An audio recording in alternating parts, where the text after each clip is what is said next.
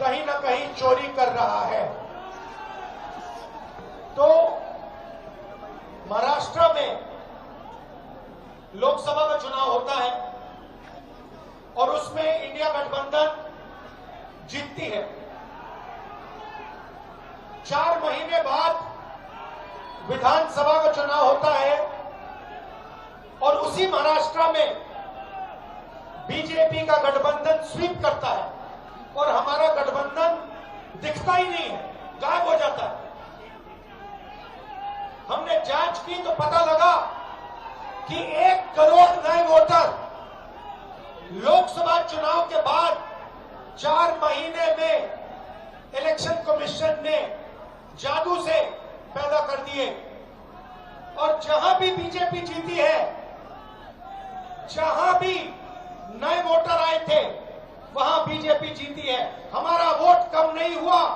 India गठबंधन का जितना वोट लोकसभा में था उतना वोट विधानसभा में बीजेपी को सारे के सारे नए वोटर मिले। तो हमें शक हुआ। हमने इलेक्शन कमीशन से कहा कि ये आप हमें समझाइए, ये 1 करोड़ वोटर कहां से आए, कौन है? इलेक्शन कमीशन हमें कहता है हम नहीं समझाएंगे, हमें कोई जरूरत नहीं है तुम्हें समझाना। फिर हमने उनसे कहा कि देखिए, आपने सीसीटीवी लगा रखे हैं, कानून है कि सीसीटीवी, जो भी सीसीटीवी मांगेगा, जो भी पार्टी सीसीटीवी मांगेगी वो देना पड़ेगा। वो कहते हैं सीसीटीवी नहीं देंगे।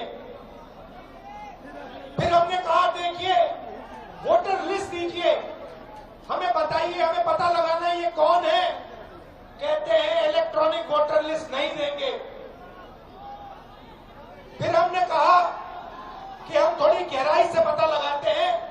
कर्नाटक में हमने एक लोकसभा चुनी, बेंगलोर सेंट्रल लोकसभा, और वहां पे एक विधानसभा में हमने वोटर लिस्ट को, जो कागज की वोटर लिस्ट होती है 7 फुट कागज, उसको हमने एक एक करके छाट छाट कर 4 महीने लगे। हमने एक वोटर का चेहरा दूसरे चेहरे से मिलाया, एक वोटर का एड्रेस दूसरे वोटर से, और हमने पता लगाया, सच्चाई निकाली। भाई और बहनों, बेंगलोर सेंट्रल का जो चुनाव हुआ, बेंगलोर सेंट्रल में जो लोकसभा का चुनाव हुआ, वो चोरी का चुनाव था। इलेक्शन कमीशन और बीजेपी ने मिलकर बेंगलोर सेंट्रल में चोरी करी है। मैं आपको ये गारंटी देके कह रहा हूं, मेरा प्रेस कॉन्फ्रेंस देख लीजिए, उधर लिस्ट बनी हुई है।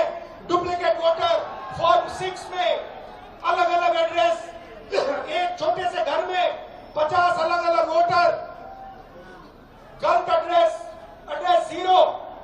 हमने 1 लाख ऐसे वोटर देश को दिखा दिए। और इलेक्शन कमीशन क्या कहता है? इलेक्शन कमीशन मुझे कहता है आप एफिडेविट दीजिए, मुझसे एफिडेविट मांगता है, मगर जब अनुराग ठाकुर वही बात कहता है जो मैं कह रहा हूं, उससे एफिडेविट